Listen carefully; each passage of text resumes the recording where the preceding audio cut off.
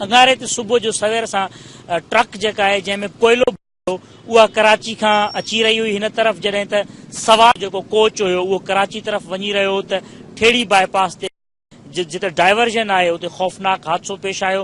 जॾहिं driver coach cross करे रही ॿिए रोड ते अचण जे लाइ त साम्हूं ईंदड़ टकराइजी वई कोच। नतीजे में 56 जे लॻभॻि मुसाफ़िर उहे शाम ताईं फौत थी चुका ऐं 21 खां वधीक थिया, जंहिंजो FIR में ज़िक्र कयो वियो आहे, पर बाद में कुझु ॿिया मुसाफ़िर जेके आहिनि उहे बि ज़ख़्मनि जी सटनि सहंदे फौत थी विया।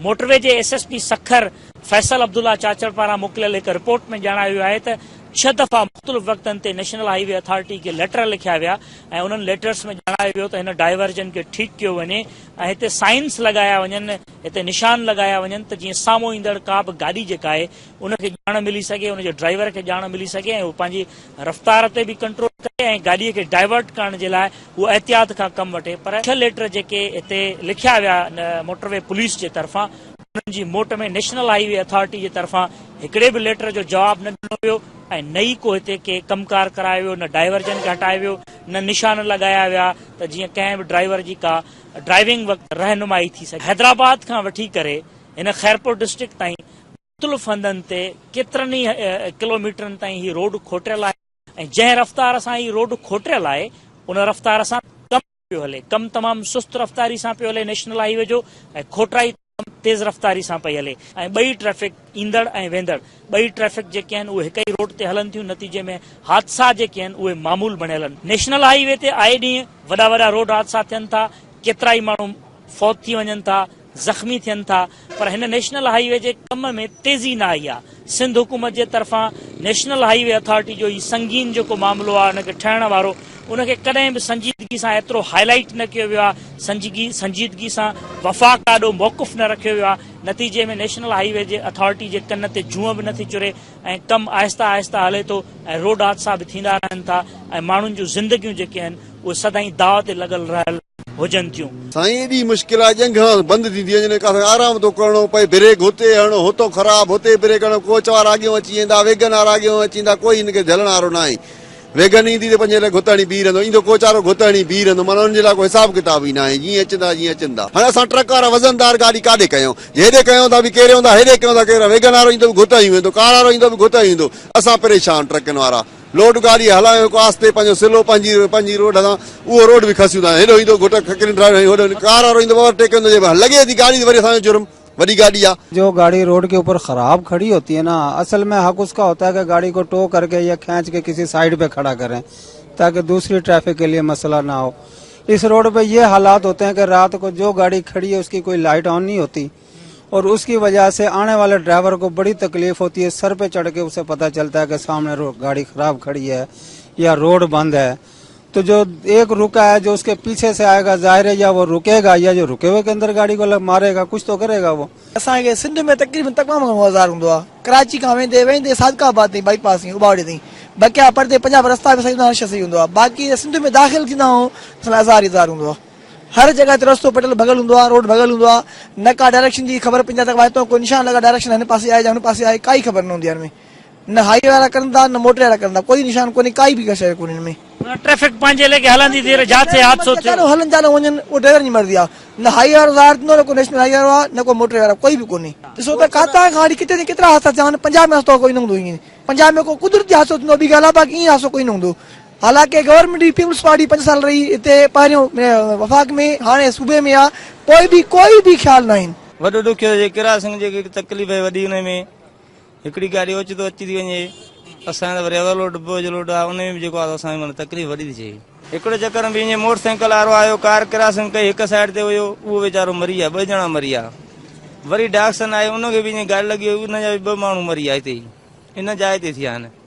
ठेड़ी बाईपास हिनखे चइजे थो ऐं ठेड़ी बाईपास ते तव्हांखे मां ॿुधायां त हीउ जेको इलाइक़ो आहे, हीउ जेको साम्हूं मुंहिंजे रोड नज़र अची रहियो आहे, हिन तरफ़ खां कोच जेको आहे उहो सवात खां जेको कोच हलियो कराची तरफ़ वञी रहियो, उहो कोच हिन ई रोड सां अची रहियो हो ऐं हुनखे अॻिते वञिणो हुयो कराची जे तरफ़।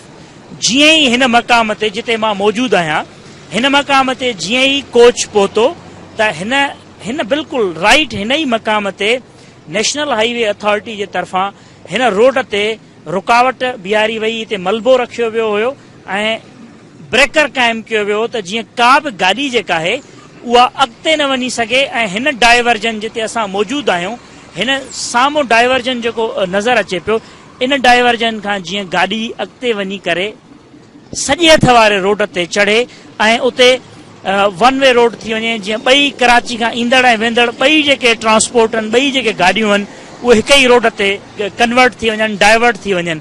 हिन जॻह ते डाइवर्जन जेको आहे उहो ठाहियो वियो हुयो। जीअं ई कोच हितां तेज़ रफ़्तारी सां अॻिते वधियो त बिल्कुलु हिन मक़ाम ते जेका नेशनल हाईवे अथॉरिटी जे तरफ़ां डाइवर्जन ठाही वई हुई, उहो वञी कोच सिधो डाइवर्जन में लॻो। नतीजे में कोच जेको हुयो उहो डिसबैलेंस थी वियो ऐं डिसबैलेंस थियण जे नतीजे में कोच ड्राइवर जेको तमामु तेज़ रफ़्तार में बि हुयो, उहो फौरी तौर ते हिन रोड ते जॾहिं हुन टर्न करण जी कोशिशि कई त अॻे ई ही रोड जेको खॾा खोबा नज़र अचे थो, इन खां ई अॻिते वञी करे साम्हूं जेका ट्रक अचे पई, जेका कराची खां ट्रक अचे पई कोयले सां भरियल हुई, उन ई ट्रक में ही कोच जेको आहे ज़ोरदार तरीक़े सां टकराइजी वियो। जीअं हादसो थियो त कोच फुल स्पीड में परे रोड सां अचे पई। जीअं परे रोड सां अचे पई त उते विच में स्पीड ब्रेकर आहे, छो त बाईपास ते स्पीड ब्रेकर कोई बि न हूंदो आहे। हिननि स्पीड ब्रेकर इन करे ॾिनो त मतिलबु रोड जी ड्यूरेशन जे करे ठहे थो, उन करे वरी विच में ट्रैफिक जाम थी वई। वरी हुननि स्पीड ब्रेकर तो उहे बोर्ड वग़ैरह इहो हो परे कया हा त जीअं ट्रैफिक हलंदी रहे। उन खां पोइ जीअं जो हिननि ट्रैफिक हली वई आहे त पोइ रवा दवा थी वई आहे त हिननि खे बंदि करिणो हो, हिननि बंदि न कयो। उहो स्पीड ब्रेकर उते ई लॻो पियो। उन महिल इहा स्पीड में गाॾी जीअं ॾिठो, हुनखे धुंध हुई थोरो, हुनखे ख़बर न पई पए।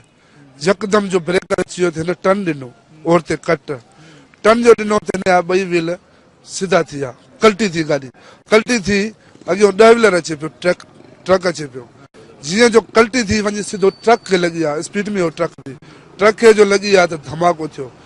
असां धमाको ॿुधोसीं, वरी उते वियासीं। वञण सां ॾिठोसीं त के मतिलबु बॉडी कोच में अलॻि लॻी पई आहे, के अंदरि धसिया पिया आहिनि, के मथे टंगिया पिया आहिनि, के जहिड़ा हुया, के रड़ियूं पिया कनि। नंढा नंढा मासूम ॿार हुया जेके उन महिल सही हुया, कुझु ज़ख़्मी हुया, उन्हनि खे कढियोसीं। असां कढी ऐं असां विहारींदा वियासीं। ऐं पहिरीं ॻाल्हि त जंहिं महिल असां ॾिठोसीं त असांजो ईअं सम्झो त रूह असांजो रोए पियो।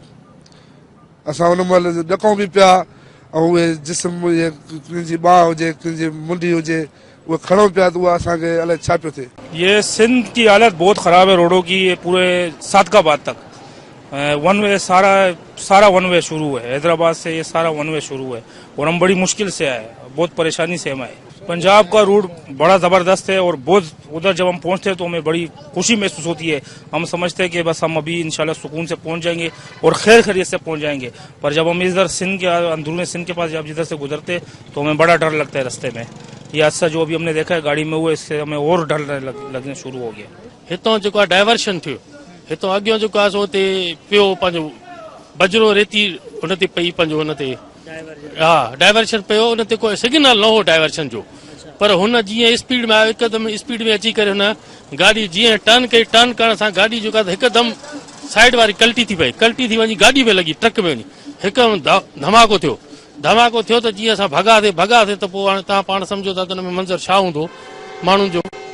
हिते साईं ईअं सम्झो त हिक ॿिए ॾींहुं एतिरी ट्रैफिक जमा थी वेंदी आहे जो अलाह माफ़ी ॾे, 3 ॾींहं ट्रैफिक बंदि हूंदी आहे। हे मुसाफ़िर गाॾियुनि वारा एतिरो परेशान हूंदा आहिनि।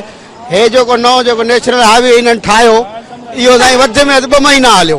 2 महीननि खां पोइ इन्हनि में रोड ते एतिरियूं खॾा थी वियूं जे ॼण त पाणी थो हले वाटर।